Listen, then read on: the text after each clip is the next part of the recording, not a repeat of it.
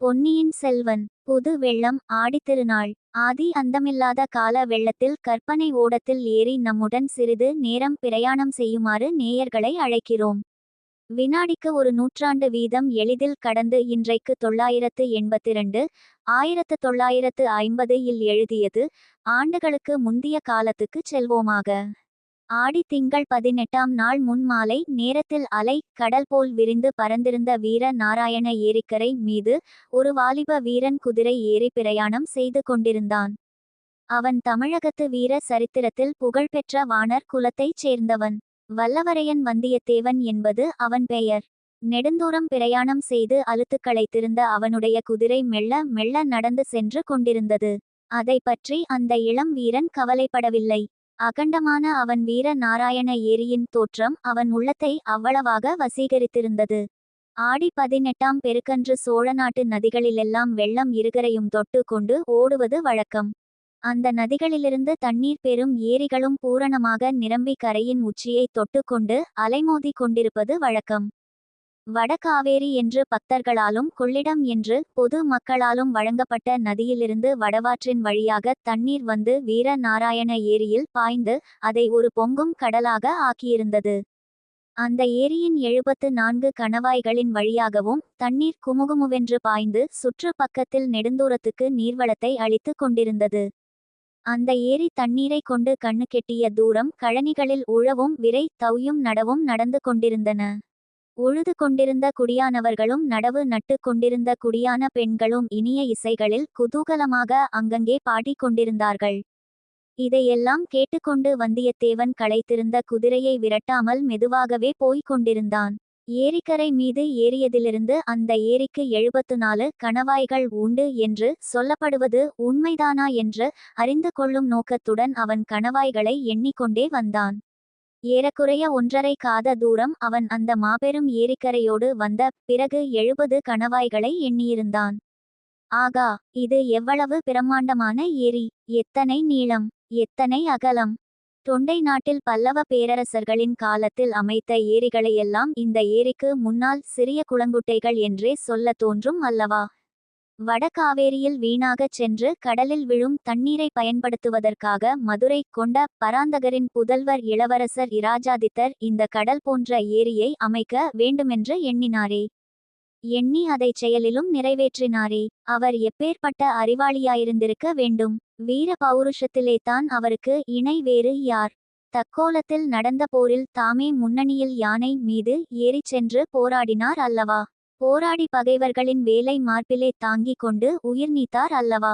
அதனால் யானை மேல் துஞ்சிய தேவர் என பெயர் பெற்று வீர சொர்க்கம் அடைந்தார் அல்லவா? இந்த சோழ குலத்து மன்னர்களே அதிசயமானவர்கள்தான். அவர்கள் வீரத்தில் எப்படியோ அப்படியே அறத்திலும் மிக்கவர்கள். அறத்தில் எப்படியோ அப்படியே தெய்வபக்தியில் சிறந்தவர்கள். அத்தகைய சோழ குல மன்னர்களுடன் நட்புரிமை கொள்ளும் பேறு தனக்கு கிடைத்திருப்பது பற்றி நினைக்க நினைக்க வந்தியத்தேவனுடைய தோள்கள் பூரித்தன. மேற்கு திசையிலிருந்து விற்றென்று அடித்த காற்றினால் வீர நாராயண ஏரி தண்ணீர் அலைமோதி கொண்டு கரையை தாக்கியது போல் அவனுடைய உள்ளமும் பெருமிதத்தினால் பொங்கி ததும்பிற்று. இப்படியெல்லாம் எண்ணிக்கொண்டு வீர நாராயண ஏரி கரையின் தென்கோடிக்கு வந்தியத்தேவன் வந்து சேர்ந்தான். அங்கே வட காவேரியிலிருந்து பிரிந்து வந்த வடவாறு ஏரியில் வந்து சேரும் காட்சியை கண்டான். ஏரிக்கரையிலிருந்து சிறிது தூரம் வரையில் ஏரியின் உட்புறம் படுகையாக அமைந்திருந்தது. வெள்ளம் வந்து மோதும்போது கரைக்குச் சேதம் உண்டாகாமலிருக்கும் பொருட்டு அந்த படுகையில் கருவேல மரங்களையும் விளாமரங்களையும் நட்டு வளர்த்திருந்தார்கள். கரையோரமாக நாணல் அடர்த்தியாக வளர்ந்திருந்தது. தென்மேற்கு திசையிலிருந்து இருபுறமும் மர வரிசையுடன் வடவாற்றின் வெள்ளம் வந்து ஏரியில் கலக்கும் காட்சி சற்று தூரத்திலிருந்து பார்க்கும்போது அழகிய வர்ணக்கோலம் போட்டது போல் காணப்பட்டது. இந்த மனோகரமான தோற்றத்தின் இனிமையையும் குதூகலத்தையும் அதிகப்படுத்தும்படியான இன்னும் சில காட்சிகளை வந்தியத்தேவன் அங்கே கண்டான். அன்று 18ஆம் பெருக்கு திருநாள் அல்லவா? பக்கத்து கிராமங்களிலிருந்து தந்த நிற தென்னங்குருத்துகளால் சப்பரங்கள் கட்டி இழுத்து கொண்டு கும்பல் கும்பலாக மக்கள் அங்கே வந்து கொண்டிருந்தார்கள். ஆண்களும் பெண்களும் குழந்தைகளும் சில வயோதிகர்களும் கூட புதிய ஆடைகள் அணிந்து விதவிதமான அலங்காரங்கள் செய்து கொண்டு வந்திருந்தார்கள். பெண்களின் கூந்தல்களை தாழம்பூ, செவந்திப்பூ, மல்லிகை, முல்லை, இருவாட்சி, செண்பகம் முதலிய மலர்கள் கொத்து கொத்தாய் அலங்கரித்தன. கூட்டாஞ்சோறும் சித்திரான்னமும் எடுத்துக்கொண்டு பலர் குடும்பம் குடும்பமாக வந்திருந்தார்கள். சிலர் ஏரிக்கரையில் தண்ணீர் ஓரமாக நின்று கொண்டு சித்திரான்னம் முதலியவற்றை கமுகு மட்டைகளில் போட்டுக்கொண்டு உண்டார்கள். இன்னும் சில தைரியசாலிகள் சிறிது தூரம் தண்ணீரில் நடந்து சென்று வடவாற்றங்கரையை அடைந்து அங்கு நின்றபடி சாப்பிட்டார்கள். குழந்தைகள் சிலர் சாப்பிட்ட கமுகு மட்டைகளை கணவாய்களின் ஓரமாய் எறிய அந்த மட்டைகள் கணவாய்களின் வழியாக ஏரிக்கரைக்கு வெளியே விழுந்தடித்து ஓடி வருவதைக் கண்டு கைகொட்டிச் சிரித்தார்கள். ஆடவர்களில் சில வம்புக்காரர்கள் தங்கள் காதலிகளின் கூந்தல்களில் சூடியிருந்த மலர்களை அவர்கள் அறியாமல் எடுத்து கணவாய் ஓரத்தில் விட்டு ஏரிக்கரைக்கு மறு பக்கத்தில் அவை ஓடி வருவதைக் கண்டு மகிழ்ந்தார்கள். இதையெல்லாம் பார்த்து கொண்டு சிறிது நேரம் வல்லவரையன் அங்கேயே நின்று கொண்டிருந்தான். அங்கு நின்ற பெண்களில் இனிய குரலையுடைய சிலர் பாடுவதையும் காது கொடுத்து கேட்டான். அவர்கள் ஓடப்பாட்டும் வெள்ளப்பாட்டும் கும்மியும் சிந்தும் பாடினார்கள். வடவாறு பொங்கி வருது, வந்து பாருங்கள் பள்ளியரே. வெள்ளாறு விரைந்து வருது, வேடிக்கை பாருங்கள் தோழியரே. காவேரி புரண்டு வருது, காண வாருங்கள் பாங்கியரே என்பன போன்ற வெள்ளப்பாட்டுக்கள் வந்தியத்தேவன் செவிகளில் இன்ப வெள்ளமாக பாய்ந்தன. வேறு சிலர் சோழ குல மன்னர்களின் வீர புகழை கூறும் பாடல்களை பாடினார்கள். 32 போர்களில் ஈடுபட்டு உடம்பில் 96 காயங்களை ஆபரணங்களாக பூண்டிருந்த விஜயாலய சோழனின் வீரத்தை சில பெண்கள் பாடினார்கள். அவனுடைய மகன் ஆதித்த சோழனுடைய வீரத்தை போற்றி அவன் காவேரி நதி உற்பத்தியாகுமிடத்திலிருந்து கடலில் சேரும் இடம் வரையில் 64 சிவாலயங்கள் எடுப்பித்ததை ஒரு பெண் அழகிய பாட்டாக பாடினாள். ஆதித்தனுடைய மகன் பராந்தக சோழ மகாராஜன் பாண்டியர்களையும் பல்லவர்களையும் சேரர்களையும் வென்று ஈழத்துக்கு படை அனுப்பி வெற்றி கொடி நாட்டிய மெய்கீர்த்தியை இன்னொரு பெண் உற்சாகம் ததும்ப பாடினாள். ஒவ்வொருத்தியும் பாடியபோது அவளைச் சுற்றிலும் பலர் நின்று கேட்டார்கள். அவ்வப்போது ஆ ஆ என்று கோஷித்து தங்கள் மகிழ்ச்சியை தெரிவித்து கொண்டார்கள். குதிரை மீது இருந்தபடியே அவர்களுடைய பாடல்களை கேட்டுக்கொண்டிருந்த வந்தியத்தேவனை ஒரு மூதாட்டி கவனித்தாள். தம்பி, வெகு தூரம் வந்தாய் போலிருக்கிறது, களைத்திருக்கிறாய். குதிரை மீதிருந்து இறங்கி வந்து கொஞ்சம் கூட்டாஞ்சோறு சாப்பிடு என்றாள். உடனே பல இள நங்கைகள் நம் வாலிப பிரயாணியை பார்த்தார்கள். அவனுடைய தோற்றத்தை குறித்து தங்களுக்குள் இரகசியமாய் பேசிக் கொண்டு கலகலவென்று சிரித்தார்கள். வந்தியத்தேவனை ஒரு பக்கம் வெட்கமும் இன்னொரு புறம் குதூகலமும் பிடுங்கி தின்றன. அந்த மூதாட்டி சொற்படி இறங்கிச் சென்று அவள் தரும் உணவை சாப்பிடலாமா என்று ஒரு கணம் சிந்தித்தான்.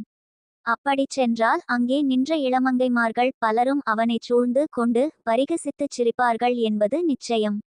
அதனால் என்ன, அத்தனை அழகிய பெண்களை ஒரே இடத்தில் காண்பது சுலபமான காரியமா? அவர்கள் தன்னை பரிகசித்துச் சிரித்தாலும் அந்த ஒலி தேவகானமாகவே இருக்கும். வந்தியத்தேவனின் யௌவன கண்களுக்கு அந்த ஏரிக்கரையில் நின்ற நங்கைகள் எல்லாரும் அரம்பைகளாகவும் மேனகைகளாகவுமே தோன்றினார்கள். ஆனால் அதே சமயத்தில் தென்மேற்கு திசையில் வடவாற்றின் நீரோட்டத்தில் தோன்றிய ஒரு காட்சி அவனைச் சிறிது தயங்கச் செய்தது. வெள்ளை பாய்கள் விரிக்கப்பட்ட 7-8 பெரிய ஓடங்கள் வெண்சிறகுகளை விரித்து கொண்டு நீரில் மிதந்து வரும் அன்னப்பட்சிகளைப் போல் மேல காற்றினால் உந்தப்பட்டு விரைந்து வந்து கொண்டிருந்தன. ஏரிக்கரையில் பலவகை களியாட்டங்களில் ஈடுபட்டிருந்த ஜனங்கள் அத்தனை பேரும் அந்த படகுகள் வரும் திசையையே ஆவலுடன் பார்க்க தொடங்கினார்கள். அந்த படகுகளிலே ஒரு படகு எல்லாவற்றுக்கும் முன்னதாக விரைந்து வந்து ஏரிக்கரை வடக்கு நோக்கி திரும்பும் மூலையை அடைந்தது. அந்த படகில் கூரிய பிரகாசமான வேல்களை ஏந்திய ஆஜானுபாகுவான வீரர்கள் பலர் இருந்தார்கள். அவர்களில் சிலர் ஏரிக்கரையில் குதித்திறங்கி அங்கே இருந்த ஜனங்களை பார்த்து போங்கள் போங்கள் என்று விரட்டினார்கள். அவர்கள் அதிகமாக விரட்டுவதற்கு இடம் வையாமல் ஜனங்களும் அவரவர்களுடைய பாத்திரங்கள் முதலியவற்றை எடுத்து கொண்டு விரைந்து கரையேற தொடங்கினார்கள். வந்தியத்தேவனுக்கு இது ஒன்றும் விளங்கவில்லை. இந்த வீரர்கள் யார்? பின்னால் வரும் பாய் விரித்த படகுகளில் யார் வருகிறார்கள்? எங்கிருந்து வருகிறார்கள்? ஒருவேளை அரச குடும்பத்தைச் சேர்ந்தவர்களாயிருப்பார்களோ? ஏரிக்கரையில் கையிலே கோல் பிடித்து நின்ற பெரியவர் ஒருவரை வல்லவரையன் அணுகினான். ஐயா, இந்த வீரர்கள் யாரைச் சேர்ந்தவர்கள்? அதோ பின்னால் வரும் அன்னக்கூட்டம் போன்ற ஓடங்கள் யாருடையவை? எதற்காக இவ்வீரர்கள் மக்களை விரட்டுகிறார்கள்? மக்களும் எதற்காக விரைகிறார்கள் என்று கேள்விகளை அடுக்கினான். தம்பி, உனக்கு தெரியவில்லையா என்ன? அதோ அந்த படகுகளின் நடுப்படகில் ஒரு கொடி பறக்கிறதே, அதில் என்ன எழுதியிருக்கிறது பார் என்றார் பெரியவர். பனைமரம் போல் தோன்றுகிறது. பனைமரந்தான். பனைமரக் கொடி பழுவேட்டரையர் கொடி என்று உனக்கு தெரியாதா? மகாவீரர் பழுவேட்டரையரா வருகிறார் என்று வந்தியத்தேவன் திடுக்கிட்ட குரலில் கேட்டான். அப்படிதான் இருக்க வேண்டும். பனைமரக் கொடியை உயர்த்தி கொண்டு வேறு யார் வரமுடியும் என்றார் பெரியவர். வல்லவரையனுடைய கண்கள் அளவிலா வியப்பினால் விரிந்து படகுகள் வந்த திசையை நோக்கின. பழுவேட்டரையரை பற்றி வல்லவரையன் எவ்வளவோ கேள்விப்பட்டிருந்தான். யார்தான் கேள்விப்படாமலிருக்க முடியும்? தெற்கே ஈழநாட்டிலிருந்து வடக்கே கலிங்க நாடு வரையில் அண்ணன் தம்பிகளான பெரிய பழுவேட்டரையர், சின்ன பழுவேட்டரையர் என்பவர்களுடைய பெயர்கள் பிரசித்தமாயிருந்தன. உறையூருக்கு பக்கத்தில் வட காவேரியின் வடகரையில் உள்ள பழுவூர் அவர்களுடைய நகரம். விஜயாலய சோழன் காலத்திலிருந்து பழுவேட்டரையர் குலம் வீர புகழ் பெற்றிருந்தது. அக்குடும்பத்தார் சோழ மன்னர் குடும்பத்துடன் கொள்வினை கொடுப்பினை செய்து வந்தனர். இது காரணமாகவும் அவர்களுடைய குலத்தொன்மை வீரப்புகழ் இவை காரணமாகவும் பழுவேட்டரையர் குலம் அரச குலத்தின் சிறப்புகள் எல்லாம் பெற்றிருந்தது. தனியாக கொடி போட்டு கொள்ளும் உரிமையும் அக்குலத்துக்கு உண்டு. இப்போதுள்ள பழுவேட்டரையர் இருவரில் மூத்தவர் 24 போர்களில் ஈடுபட்டவர். அவருடைய காலத்தில் அவருக்கு இணையான வீரர் சோழ நாட்டில் யாருமில்லையென்று புகழ் பெற்றவர். இப்போது பிராயம் 50க்கு மேல் ஆகிவிட்டபடியால் அவர் போர்க்களங்களுக்கு நேரில் செல்வதில்லை. ஆனால் சோழ நாட்டு அரசாங்கத்தில் மிக உன்னதமான பல பதவிகளை வகித்து வந்தார். அவர் சோழ சாம்ராஜ்யத்தின் தனாதிகாரி, தானியாதிகாரி. தனபண்டாரமும் தானிய பண்டாரமும் அவருடைய அதிகாரத்தில் இருந்தன. அரசியலின் தேவைக்கு தகுந்தபடி இறை விதித்து வசூலிக்கும் அதிகாரம் அவரிடம் இருந்தது. எந்த சிற்றரசரையும் கோட்ட தலைவரையும் பெரிய குடித்தனக்காரரையும் இவ்வாண்டு இவ்வளவு இறை தர வேண்டும் என்று கட்டளையிட்டு வசூலிக்கும் உரிமை அவருக்கு இருந்தது. ஆகவே சுந்தர சோழ மகாராஜாவுக்கு அடுத்தபடியாக சோழ சாம்ராஜ்யத்தில் இப்போது வலிமை மிக்கவர் பழுவேட்டரையர்தான். அத்தகைய மகாவீரரும் அளவிலா வலிமையும் அதிகாரமும் படைத்தவருமான பெரிய பழுவேட்டரையரை பார்க்க வேண்டும் என்ற ஆவல் வந்தியத்தேவனுடைய உள்ளத்தில் பொங்கியது. ஆனால் அதே சமயத்தில் காஞ்சி நகரின் புதிய பொன் மாளிகையில் இளவரசர் ஆதித்த கரிகாலர் தன்னிடம் அந்தரங்கமாகச் சொன்ன செய்தி அவனுக்கு நினைவு வந்தது. வந்தியத்தேவா, நீ சுத்த வீரன் என்பதை நன்கு அறிவேன். அத்துடன் நீ நல்ல அறிவாளி என்று நம்பி இந்த மாபெரும் பொறுப்பை உன்னிடம் ஒப்புவிக்கிறேன். நான் கொடுத்த 2 ஓலைகளில் ஒன்றை என் தந்தை மகாராஜாவிடமும் இன்னொன்றை என் சகோதரி இளைய பிராட்டியிடமும் ஒப்புவிக்க வேண்டும். தஞ்சையில் இராஜ்யத்தின் பெரிய பெரிய அதிகாரிகளை பற்றி கூட ஏதேதோ கேள்விப்படுகிறேன். ஆகையால் நான் அனுப்பும் செய்தி யாருக்கும் தெரியக்கூடாது. எவ்வளவு முக்கியமானவராயிருந்தாலும் நீ என்னிடமிருந்து ஓலை கொண்டு போவது தெரியக்கூடாது. வழியில் யாருடனும் சண்டை பிடிக்க கூடாது. நீயாக வலுச்சண்டைக்கு போகாமலிருந்தால் மட்டும் போதாது. மற்றவர்கள் வலுச்சண்டைக்கு இழுத்தாலும் நீ அகப்பட்டு கொள்ளக்கூடாது. உன்னுடைய வீரத்தை நான் நன்கறிவேன். எத்தனையோ தடவை நிரூபித்திருக்கிறாய். ஆகையால் வலிய வரும் சண்டையிலிருந்து விலகி கொண்டாலும் கௌரவ குறைவு ஒன்றும் உனக்கு ஏற்பட்டு விடாது. முக்கியமாக பழுவேட்டரையர்களிடமும் என் சிறிய தந்தை மதுராந்தகரிடமும் நீ மிக்க ஜாக்கிரதையாக நடந்து கொள்ள வேண்டும். அவர்களுக்கு நீ இன்னான் என்று கூட தெரியக்கூடாது. நீ எதற்காக போகிறாய் என்று அவர்களுக்கு கண்டிப்பாய் தெரியக்கூடாது. சோழ சாம்ராஜ்யத்தின் பட்டத்துக்குரிய இளவரசரும் வடதிசை சைன்யத்தின் மகாதண்ட நாயகருமான ஆதித்த கரிகாலர் இவ்விதம் சொல்லியிருந்தார். மேலும் வந்தியத்தேவன் நடந்து கொள்ள வேண்டிய விதங்களை பற்றியும் படித்து படித்து கூறியிருந்தார். இவையெல்லாம் நினைவு வரவே பழுவேட்டரையரை பார்க்க வேண்டும் என்ற ஆவலை வல்லவரையன் அடக்கி கொண்டான். குதிரையை தட்டிவிட்டு வேகமாகச் செல்ல முயன்றான். என்ன தட்டி விட்டாலும் களைப்புற்றிருந்த அந்த குதிரை மெதுவாகவே சென்றது. இன்று இரவு கடம்பூர் சம்புவரையர் மாளிகையில் தங்கிவிட்டு நாளை காலையில் புறப்படும்போது வேறு நல்ல குதிரை சம்பாதித்து கொண்டே கிளம்ப வேண்டும் என்று மனதிற்குள் தீர்மானித்து கொண்டான்.